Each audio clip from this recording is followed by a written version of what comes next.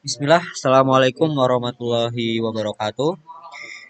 Kembali lagi bersama saya Ahmad Dafa dan di video kali ini kita akan belajar tentang OSPF ya. Yang mana pada sebelumnya kita sudah belajar tentang EGRP ya, temannya si OSPF. Dan sekarang kita akan belajar tentang OSPF. Nah, OSPF itu apa? OSPF merupakan singkatan dari Open Source Pet First. Jadi OSPF ini adalah routing yang termasuk ke dalam dinamik ya atau temennya si EGRP. Tapi si OSPF ini tipenya itu adalah link state. Kalau si EGRP itu kan kemarin sudah dijelaskan bahwa EGRP adalah hybrid routing protocol. Nah, kalau misalkan OSPF tipenya itu adalah link state. Nah, bagaimana sih cara kerja dari link state ini? Jadi kerja link state itu misalkan kalau di dalam EGRP itu kan terdapat istilah DR atau BDR ya. Nah, jadi misalkan eh, ada salah satu link OSPF itu mati, maka si router BDR ini akan mengumumkan bahwa si jalur ini tuh mati. Diumumkan tuh ke si DR-nya. Nah, itu adalah cara kerja dari link state ya. Jadi ntar si BDR tuh ngumumin, oh ini si jalur ini mati nih. Nah, udah diumumin tuh ntar. Nah, si DR ntar ngumumin lagi. Ibaratkan DR itu kayak rajanya lah, rajanya di OSPF, rajanya di routing OSPF, DR. Nah, di sini terdapat ciri-ciri dari routing protokol OSPF. Ya, yang pertama adalah open standard ya. Open standard maksudnya bisa digunakan di berbagai merek, berbagai vendor. Contohnya bisa dipakai di Cisco, di Mikrotik, di Juniper dan lain-lain. Ya namanya aja open standard. Yang kedua adalah link state routing protocol yang sudah saya jelaskan tadi. Nah, di sini ada using SPF Dijkstra algoritma. Selanjutnya adalah multicast for exchange information use port 89. Setelah itu adalah administrative distance-nya adalah 110. Ya. Jadi kalau OSPF ini adalah 110 nilai AD-nya. Setelah itu adalah classless routing protocol. Support VLSM atau CIDR. Jadi si OSPF ini itu sudah support VLSM atau CIDR. Nah, kalau teman-teman belum tahu apa itu VLSM atau CIDR, mungkin teman-teman bisa mengunjungi video sebelumnya yaitu video tentang IGRP karena saya sudah menjelaskan tentang VLSM dan CIDR pada video sebelumnya. Selanjutnya adalah support IPv6. Si OSPF ini tuh sudah apa namanya? Uh, si OSPF ini tuh IP versi 6. Nah, itu metrik yang digunakan dalam OSPF adalah cost. Jadi jalur yang memiliki cost terkecil ya akan dijadikan sebagai jalur utama dalam routing OSPF ya. Jadi misalkan terdapat ada jaringan atas dan jaringan bawah. Nah, jaringan atas. Ada jalur atas dan jalur bawah. Nah, jalur atas ini tuh cost-nya itu lebih gede dan jalur bawah itu cost-nya lebih kecil. Maka si paket atau data itu akan melewati jalur yang bawah karena jalur bawah ini memiliki cost yang lebih kecil. Fast konvergensi ya. Tapi kalau kita bandingkan dengan EGRP ya, konvergensi antara EGRP dan OSPF ini tuh lebih cepatan EGRP ya. Kalau EGRP itu kan kemarin 5. Nah, kalau OSPF itu 10. Nah, ini adalah equal load balancing only. Nah, itu adalah using areas, backbone area, and non-backbone area. Link state mengetahui peta keseluruhan topologi dalam jaringan untuk menentukan short path. Ya. Dan di sini juga itu terdapat pengertian tentang link interface dari router, state, router, ada LSA. Oh ya, di dalam SPF itu ada namanya istilah backbone dan non backbone. Jadi non backbone itu apa dan backbone itu apa? Jadi backbone itu adalah area pusat, jadi pusatnya segala area di OSPF. Jadi pusatnya segala informasi, pusatnya menyimpan sebuah apa namanya tuh data ya, itu tuh di backbone ya. Nah, ada juga istilah non backbone. Non backbone ini adalah area selain backbone ya. Jadi area selain area nol. Ya, sebenarnya sih makin banyak, sebenarnya masih banyak lagi ya penjelasan tentang OSPF kalau kita dalami teori tentang OSPF ini. Namun kita tidak apa namanya tidak akan terjun ke dalam materi tentang OSPF ini. Tidak akan dalam-dalam ya, karena tidak akan karena bakal memakan waktu yang sangat lama.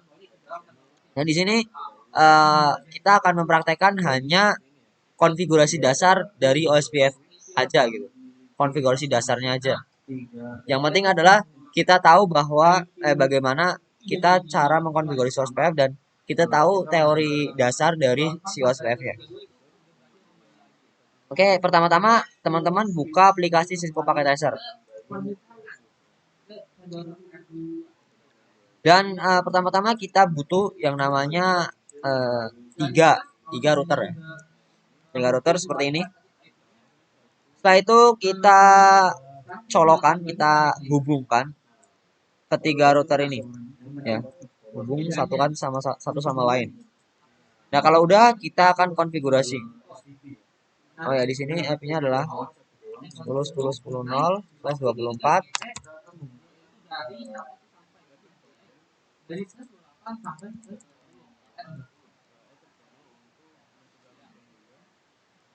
Nah, kalau udah langsung saja kita config.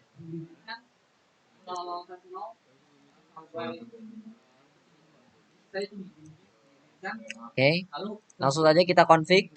No, enable, config, host. Kita akan ganti hostnya R1. Selanjutnya kita pasang interface loopback-nya. Oh ya, jadi interface loopback di sini ya akan digunakan sebagai router ID dalam OSPF ya. Maka IP loopback ini berperan sangat penting dalam router OSPF. IP address 1111.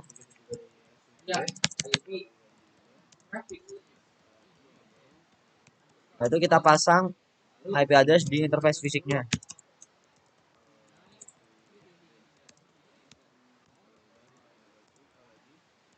Sepuluh 255 0. Nah, kalau udah kita pasang router OSPF-nya. Router OSPF 10. Oh ya, kalau OSPF angka yang di belakangnya itu bukan autonomous system. Jadi angka yang di belakangnya itu adalah nomor proses ID. Jadi kita tidak perlu mengkonfigurasi secara nomornya itu sama di misalkan di 3 router. Di 3 router itu kita tidak perlu mengkonfigurasi nomornya itu sama karena nomor yang di belakangnya itu bukan nomor autonomous system, melainkan nomor proses ID aja gitu. Nah, itu pasang router ID-nya. Router ID 1111. Nah, itu kita masukkan networknya 0 55 area 0. Ya.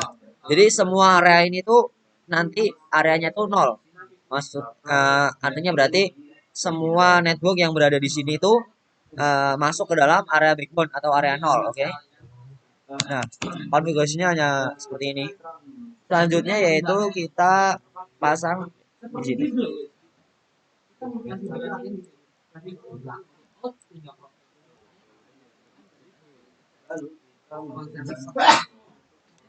No, enable, config, host, R2. Interface F0/0, no shutdown. IP address 10.10.2 255.255.255 0 no shutdown.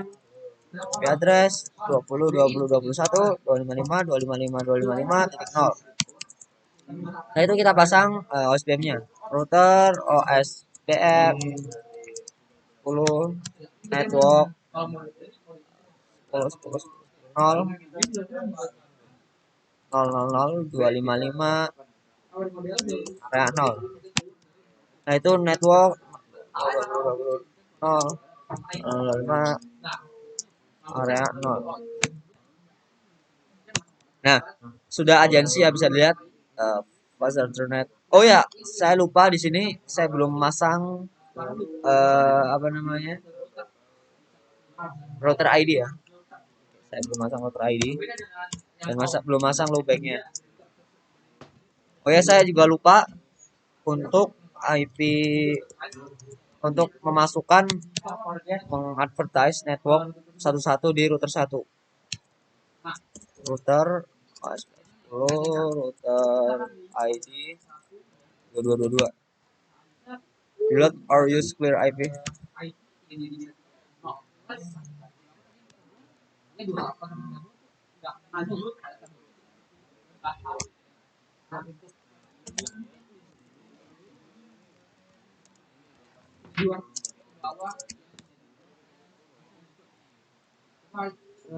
Nah, di sini kita juga memasukkan networknya. Nah, kita bisa bersuara di sini.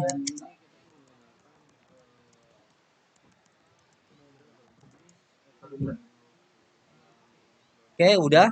Selanjutnya yaitu kita config di router 3-nya. Router terakhir.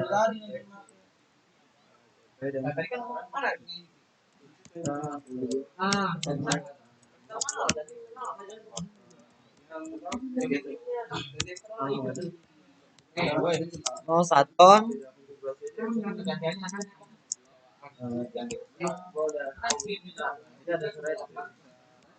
Lalu kita pasang IP loopbacknya yang mana akan dijadikan sebagai IP router ID.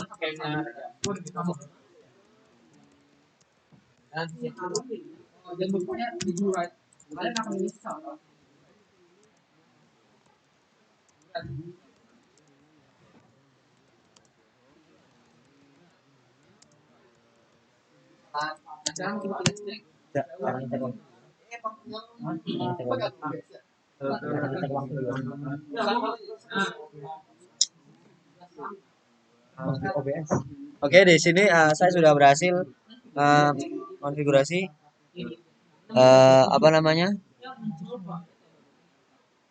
semua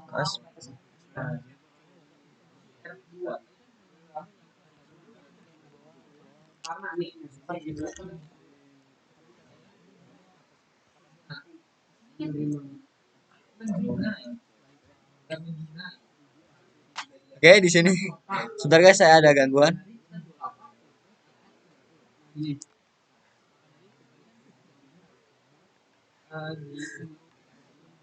Oke. Oke, di sini saya sudah berhasil mengkonfigurasi semua routing OSPF. Oke, dan saya mohon maaf tadi sedikit ada trouble di mana saya mengalami gangguan di OBS ya, di perekam layarnya. Oke, dan di sini saya sudah berhasil mengkonfigurasi semua konfigurasi yang dari pertama kita sudah pasang IP address, kita sudah pasang apa namanya, router OSPF-nya, router ID-nya, sudah segala macam. Dan langkah terakhir itu adalah kita lakukan tes ping. Kita akan tes ping ke semua router yang ada di sini. Pertama-tama kita tes ping peer to peer ya. Oke, hasilnya sukses. Kita ke sini. Sukses juga.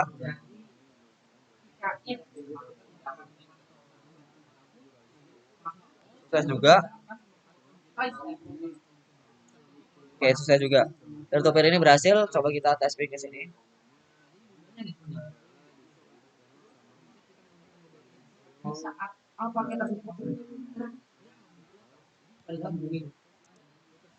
Oke, area 0. Oke. I forget memasukkan networknya. Jadi saya lupa tadi memasukkan network 2020.